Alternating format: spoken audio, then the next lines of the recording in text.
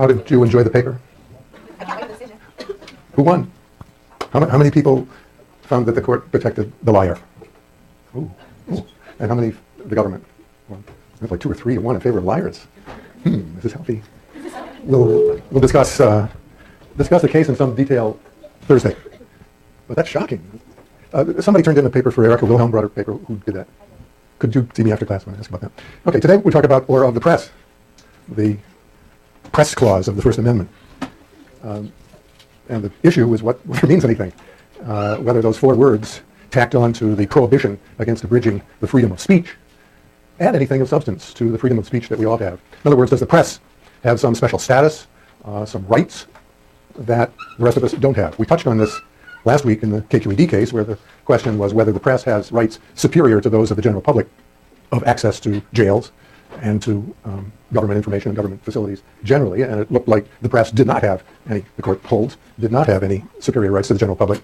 But lurking in the background of a lot of the issues that we've discussed in the cases that we've looked at is the question of the meaning of the press clause of the First Amendment. What does it add, if anything, to the freedom of speech that we all enjoy? And we've got 2 viewpoints, very different, on the meaning of the press clause. Justice Potter Stewart and the former New York Times Supreme Court correspondent and columnist Anthony Lewis have very different views of the meaning of the press clause. And I don't know who you think has the better argument, Stewart or Lewis. Let me ask it this way. Who do you want to win this argument? Are you favorably disposed to giving the press a preferred position under the First Amendment? Or do you think that the press should not have any particular special status, certainly not a preferred status under the First Amendment? Or has anybody thought about this at all?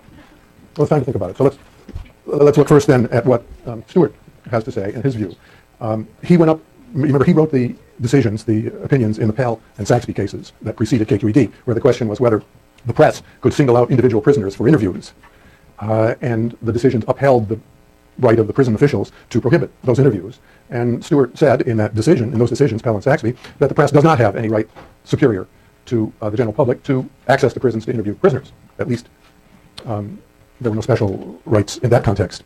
Having written those decisions, he went up to Yale Law School and gave the speech that's in the Reader or of the Press, in which he tried to explain himself. He'd always been interested in the First Amendment. He'd been press-friendly. He was frequently used as a source by Nina Totenberg, still covers the court for NPR. And he and Lewis, they're both strong First Amendment supporters, and yet they have completely divergent views on the meaning of the press clause. And Stewart's view is that the press clause, the only mention of a non-governmental entity anywhere in the Constitution, the press is singled out for special treatment because the press clause is a structural provision, according to Stewart. And the primary purpose of including a press clause, according to Stewart, was to recognize what is, in his view, basically a 4th branch of government, an institution that is not part of government, that stands outside of it, like the 4th estate, stands outside of it, and sometimes in an adversarial role vis-a-vis government, and acts as an additional check on the behavior of the 3 real branches of government. That the press provides what Stewart calls organized expert scrutiny of government, and that the press clause in the First Amendment is an explicit recognition of that special status for the press. That if, he says, it only protects, the press clause only means freedom of expression, then it would be completely redundant because we all have that under the free speech clause. And it must mean something, else why would the framers have put in those words? So autonomy of the press is one of Stewart's themes, that without autonomy of the press, there could be government regulation of newspapers and the rest of the news media, requiring them, for example, to be neutral, can't take positions on one side or another, or requiring them to be to print, publish, air views that are representative of the community, regardless of their own editorial views, or would have to act like a public utility, carrying a common carrier, carrying whatever people wanted to have published in the paper. If they didn't have that autonomy that Stewart believes the press clause provides, that's what could happen to the news media. But he recognizes that autonomy cuts both ways. It insulates the press from the government, allows the government to stand outside and be critical of the 3 branches, yes, but it does not require the government to provide this autonomous entity, the institutional press, what Stewart calls the established press. They don't have to provide them with any assistance. They don't have to, the freedom, what Stewart says in speech, the freedom, that the First Amendment is not a Freedom of Information Act. The government's not required to give the press what it would like to have, even though that would assist the press in carrying out its role as an additional check on the other branches of government. Well, as you read along with Stewart, you say, gee, that's right, that makes a lot of sense. what is the meaning of the press? They must have meant something different besides freedom of expression to put in a whole speech clause. Well, Anthony Lewis, the New York Times correspondent, ridicules Stewart's position.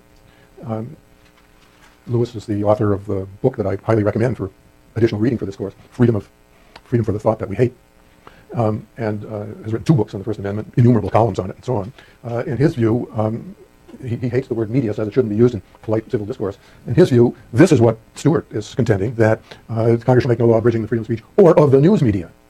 The news media have this special preferred position under Stewart's scheme, as Lewis characterizes it. And Lewis says, well, the validity of Stewart's thesis that the press has a preferred position under the First Amendment should be tested by 3 standards: history, its historical accuracy, the court's precedents, the court's decided cases that Stewart relies on, and principle or public policy. Is it sound policy for the press to have some preferred position under the First Amendment? So historically, Lewis points out that the press, the framers knew the term very well, there was a press, but the press did not consist simply of newspapers. In fact, publishers, printers of pamphlets, broadsides during the Revolution and going back for centuries before the Revolution, and publishers, printers of books, both predated the existence of newspapers, before there were even newspapers. So when the framers used the term press, they were not not thinking primarily of the news media or newspapers. There isn't any legislative history of or there isn't much legislative history of what the framers meant by using the term press.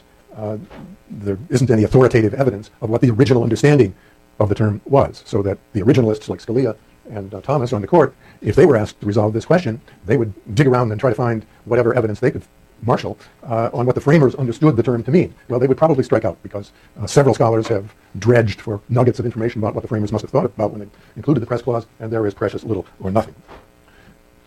That doesn't prevent Lewis from guessing, from surmising, that probably what the framers meant was simply to protect expression in written form, as opposed to orally. Speech, you think about speech, well, you're thinking about somebody saying something out loud, whereas press, you think about somebody writing something down. I don't know how persuasive you find that. It's an explanation, it's a supposition for what they might have thought. Perhaps more persuasively, Lewis points out that at the time the First Amendment was written, 10 states had press clauses in their state constitutions, giving explicit recognition to the press. Some of them didn't include protection for freedom of speech, but they did include protection for the press.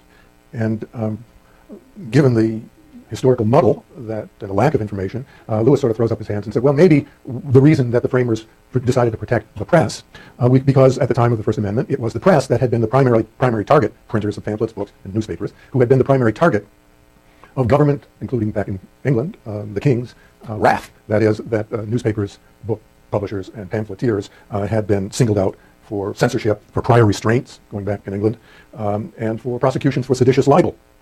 Like John Peter Zenger, the printer in New York, who was tried for criminal libel for defaming the colonial governor of New York. That was back in 1733. So historically, Lewis questions the validity of Stewart's thesis, and neither Stewart nor Lewis is a historian, and they both just selectively borrowed from secondary sources. They didn't do their own historical research. So sort of a standoff on the history, or inconclusive on the history, let's say. Then Lewis looks at the cases that Stewart says support his thesis that the press has a preferred position. And they're familiar, 3 of them at least, ought to be very familiar to us. The Sullivan case, Stewart points out in his speech that New York Times versus Sullivan was a great victory for the press and its ability to criticize government. He points to the Pentagon Papers case, great victory for the press, the ability to publish without being subjected to prior restraint, and says that those are the kinds of cases that prove that the press has and should have special recognition or preferred status under the First Amendment. Well, Lewis takes a little closer look at him. Sullivan, he points out, starts out with Justice Brennan saying that the question before the court is whether the First Amendment guarantee of freedom of speech and of the press, both jammed together, allow Alabama to penalize the New York Times and the individual clergyman who signed the ad in the New York Times for libel. Lewis points out that the fact that the court found that the 4 individual clergymen, not the press at all, who had simply been signatories to the ad, finding that they were protected is quite inconsistent with the idea that this is a press decision. And if you look at the reasoning of New York Times versus Sullivan, you don't find a thing in the way of reliance on the press clause as the basis for its decision. The court doesn't even mention the press clause. Instead, the rationale of the decision is that we all, as citizen critics of government, have the right, if not the duty, to criticize government. And the Alabama Common Law, like the Sedition Act of 1798, stifled criticism of government and therefore violated the First Amendment. So you can't really say that New York Times versus Sullivan was animated by the press clause, it was determined by the press clause of the First Amendment. Then Stewart also relies, and this is very curious, on the Brandsburg case. That's the Earl Caldwell case. We didn't look at it in detail and separately, but we considered it in passing when we were looking at the WikiLeaks situation and why the court has decided that reporters don't have any right to protect their confidential sources from coerced disclosure to grand juries. That was the Brandsburg case. The press lost that case. The contention in that case was that reporters need a First Amendment protection for their confidential sources, else those sources will dry up and we'll all be the losers. But it was an argument that called for press exceptionalism, giving reporters rights not to testify before a grand jury about criminal activities that they may have witnessed. That was the contention. The reporters, because of their status as reporters, have a First Amendment right not to have to spill the beans. The court rejected that argument.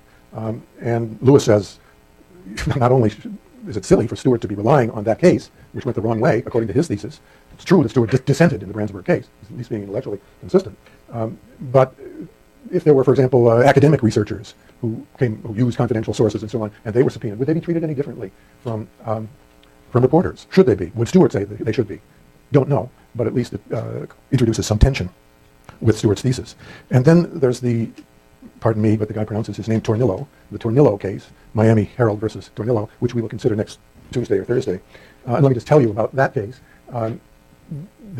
Florida had a right of reply law, a statute that gave political candidates the right, who were attacked in a newspaper, the right to reply to the attack in the newspaper in at least as prominent a position as the attack was. In other words, if Pat Tornillo was his name, he was a teachers union official who was running for the Florida legislature, and the Miami Herald savaged him editorially, endorsing his opponent and saying that basically Pat Tornillo is a crook and unreliable. Certainly no one should vote for him. Well, Tornillo says, well, under this law, you got to print my reply.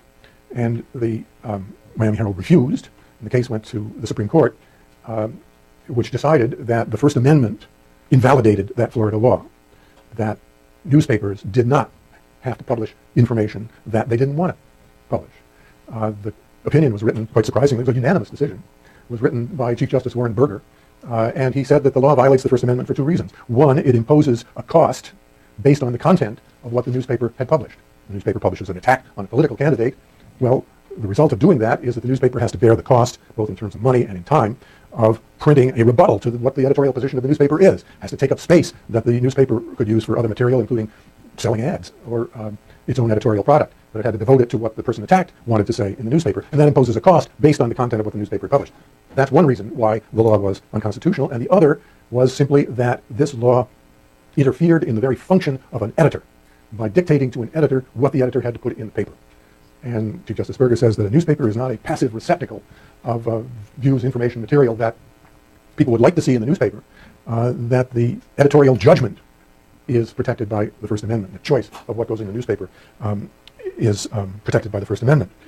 Well, that comes pretty close to being a press case. I mean, we're talking about newspapers here. We're not talking about individuals. We're talking about newspapers being compelled to say things they don't want to say.